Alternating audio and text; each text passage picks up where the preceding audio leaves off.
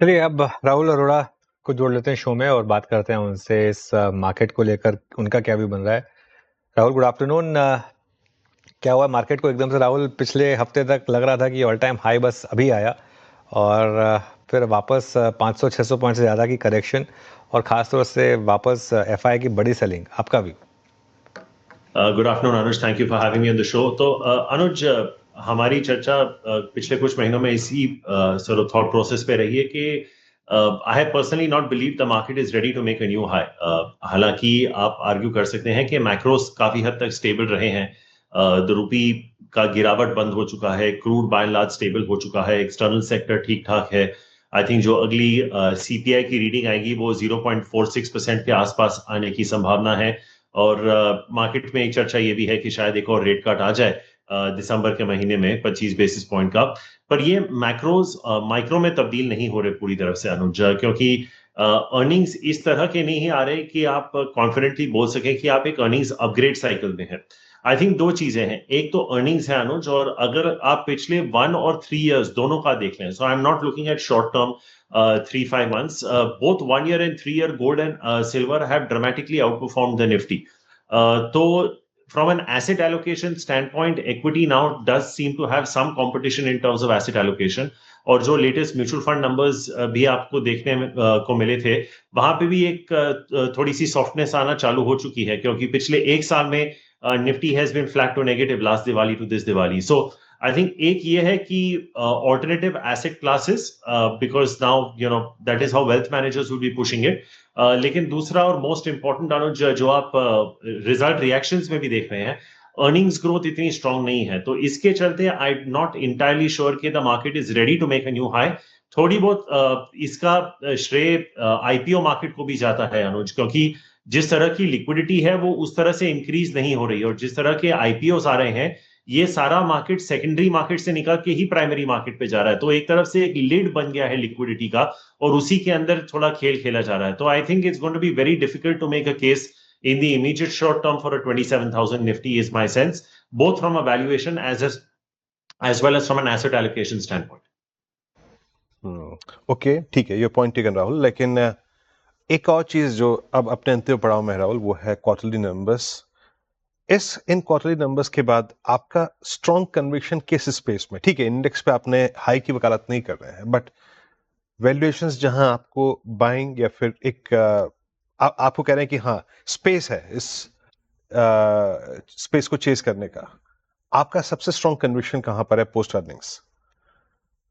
देखिए वीरू, अभी जो आंकड़े अब तक आए हैं, I think by and large एक कंसिस्टेंट ट्रेंड नहीं बना है। लेकिन पॉकेट्स हैं, trends with in trends emerge हो रहे हैं। I think mid cap IT has run better than large cap IT. I think वो एक पॉकेट है जहां पे मुझे लगता है कि इतना वैल्यू नहीं है, बट ग्रोथ आपको संभवतः मिल सकती है। सीमेंट में ठीक ठाक रिजल्ट्स आए हैं अब तक, जो भी आंकड़े आए हैं, it's not been too bad.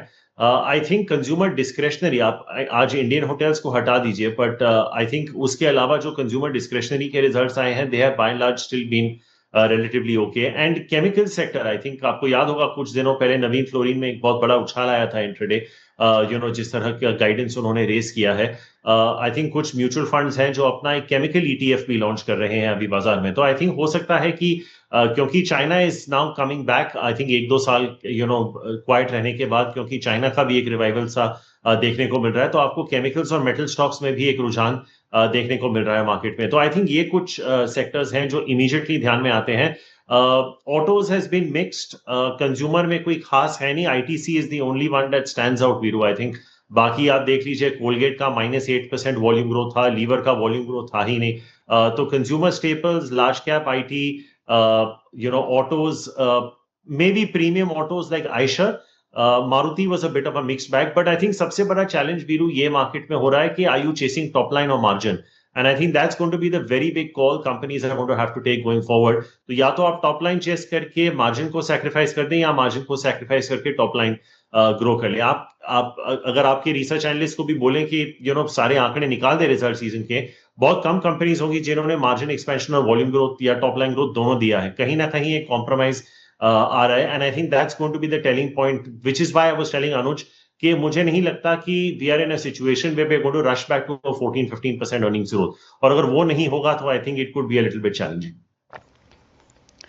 Okay, तो ये बात हो गई अर्निंग्स और सेक्टर स्पेसिफिक, लेकिन पिछली दफा जब आपसे बात हुई थी तो आप इटर्नल को लेके काफी पॉजिटिव थे और इटर्नल के रिजल्ट अच्छे आए हैं, लेकिन एक खबर पर मेरा सवाल है। खबर ये कि अब कंपनियां शायद स्मॉल कार्ड फीस या हैंडलिंग फीस जो एक्स्ट्रा फीस लेती थी वो अब नहीं लेगी। इसका असर क्या कंपनियों पर पड़ेगा? साथ ही अब क्या इटर्नल को लेकर आप उतने ही बुलिश हैं जितना पहले थे? देखिए, इटर्नल और स्विगी दोनों ही आई थिंक उनके इंटरनल्स अगर देखे जाए they were not bad. I think Swiggy में Instamart has done well, Blinkit is still continuing to do well. तो अगर वो ये ऑफसेट कर पाए तो I don't think there is much of an issue. I think अगर आप इसमें पेटीएम भी जोड़ दें तो आई थिंक ये तीनों कंपनियों में एक कॉमन चीज मुझे देखी जो आई थिंक काफी हद तक पॉलिसी बाजार में भी देखने को मिली है, is they have now started to cut down the losses on the parts of the business that were giving them the valuation. तो एक pathway to cash flow जरूर दिख रहा है मुझे। हालांकि मैं नहीं कह रहा हूं कि अगले 3 या 6 महीने में ही आ जाएंगे। These stocks have done well. I think अगर हम स्विगी की बात करें तो 350 का इशू 600 पे जाके वापस 300 पे आया था, फिर 400 450 पे गया था। यही जर्नी जोमेटो की भी रही थी after listing. It had come down to 50 rupees, gone to 250, come back. तो ये जर्नी रही है। But I think the problem here is more for QSR players than it is for Swiggy and Zomato, क्योंकि जिस तरह का कंपटीशन बढ़ गया है। अगर आप देखिए अभी मैकडोनल्ड्स में, it's a stock I have loved over the years, लेकिन उनका जो हाईएस्ट प्राइस प्रोडक्ट है वो 200-250 रुपए का है। पहले वही डिलीवरी कर रहे थे। पिज्जा आपको 500-550 में मिलता है। But the issue now for QSR players is वही प्राइस पॉइंट में, चाहे आप रोल्स ऑर्डर कर रहे हो या biryani, the options have increase dramatically. तो आई डोंट थिंक स्विगी और जोमेटो पे इतना असर आएगा, बिकॉज ब्लिंकिट और इंस्टामार्ट दोनों के लॉसेस कम हो रहे हैं। एंड आई थिंक जिस तरह की कैपिटल रेस की भी बात हो रही है, आई थिंक इटर्नल ने तो ऑलरेडी $1 बिलियन रेज कर दिए हैं। Swiggy is also in the process of raising $1 billion. So I think they will be able to override it whatever losses they have and use this capital as growth capital going forward. Rahul, आज paint stocks में काफ़ी अच्छी rally है। I am sure ये एक sector है FMCG जो आपके दिल के काफ़ी करीब है। जो बिरला ओपस ने अनाउंसमेंट की, क्या एक माना जाए कि अब मोर और लेस बुरे दिन खत्म हुए पेंट कंपनियों के? आई थिंक अनुज, सबसे पॉजिटिव चीज इसमें यह है कि real estate sales are still doing very well across the country. B, I think जो मैंने अपने पहले आंसर में कहा था, क्रूड काफी हद तक स्टेबल हो चुका है। अगर आप पिछले 6 महीने और या 1 साल का भी एवरेज देखें तो ब्रॉडली 57, 58 to 65 के बीच में है। तो आई थिंक जो प्रिडिक्टेबिलिटी चाहिए आपको अपने रॉ मटेरियल्स प्लान करने में, सोर्सिंग में, जो आपकी इन्वेंट्री मैनेजमेंट होती है, and how you are going to be basically pricing your product. तो price hikes I think will come with a bit of a lag, but I think दोनों real estate sales और commodities आपके favour में है। जो आपने बात की कंपटीशन की, उस तरह का डेंट नहीं आया है जो लोग एक्सपेक्ट कर रहे थे, क्योंकि जब ये अनाउंसमेंट्स पहले आ रहे थे तो काफी हद तक सेक्टर डीरेट हो चुका था, and Asian Paints was the prime loser in that. तो I think on dips, Anuj, I would certainly be a buyer, not just in Asian Paints, I would probably extend that to a Berger as well, because I think अगर consumer discretionary के बाद एक sector जो काफी ठीक ठाक कर रहा है, जो कंज्यूमर डिस्क्रेशनरी और स्टेपल्स के बीच में आ रहा है, वो पेंट्स हैं। तो I think of course valuations are nowhere close to as expensive as they were.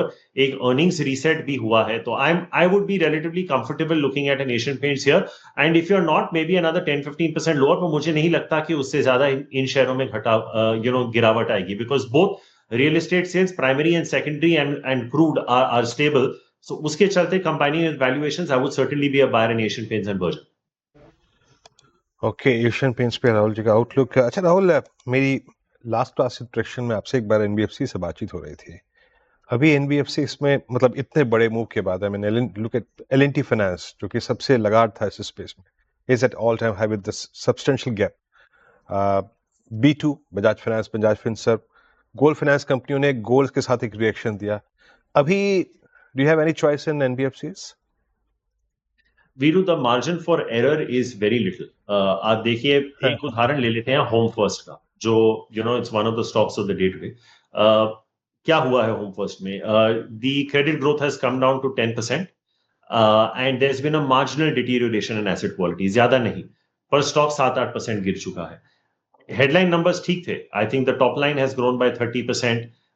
Not so much pressure on the net interest margins, but still the stock is down. कहने का तात्पर्य ये है वीरू के valuations are not cheap. Even something like a Home First, even before this correction on FY27, according to my numbers, was trading at somewhere around 2.6, 2.7 times. ये आपके बैंकों को टक्कर देने वाले valuations आ चुके हैं, जो आपके ICICI bank, Kotak bank, HDFC bank. Now the problem here is similar to what I was telling Anuj about FMCG companies. इनमें भी अगर आप देखें बहुत कम कंपनियां हैं जिन्होंने asset quality, net interest margin और क्रेडिट ग्रोथ, जो हम ट्राइफेक्टा बोलते हैं बैंकिंग और बीएफएसआई में, तीनों को मैनेज किया है. या तो मार्केट आपकी निम एक्सपेंशन को रिवॉर्ड कर रहा है या टॉप लाइन और एसेट क्वालिटी को. आई थिंक एनबीएफसीज में भी यही चैलेंज होने वाला है. There is a chance that a lot of the mid and small caps may go out and raise growth capital to maintain their growth numbers, because most of these Viru अगर आप देखेंगे Canfin homes, LIC housing finance, जैसे हमने home first की बात की और आंकड़े रेपको वगैरह, ये सारी कंपनीज हैं जो आपको 10 से 12, 13, 14 की आरओई के बीच में है और इनके आरओए करीबन 1.2 के आसपास होंगे. तो at these numbers, if your valuations are going to be north of 2.5 times, so you will have to marry it with at least a 15-20% kind of growth. Otherwise, it is going to be challenging. I personally, Viru, would like to look at names like LIC Housing Finance, though thode beaten down the. I think Home First after today's correction, because the numbers are still good. AU and Aavas look all right. I think Muthoot also looks all right. तो ये कुछ नाम हैं BFSI में जो अभी भी ठीक लग रहे हैं. And I would also think asset management companies, not just because SBI has made an announcement और Canara Robeco is listing, but I think there is a case to probably look at some asset management companies as well, right? Okay, बहुत शुक्रिया राहुल जी हमारे साथ जुड़ने के लिए, तमाम सवालों के जवाब देने के लिए बहुत शुक्रिया आपके वक्त के लिए. Market at days low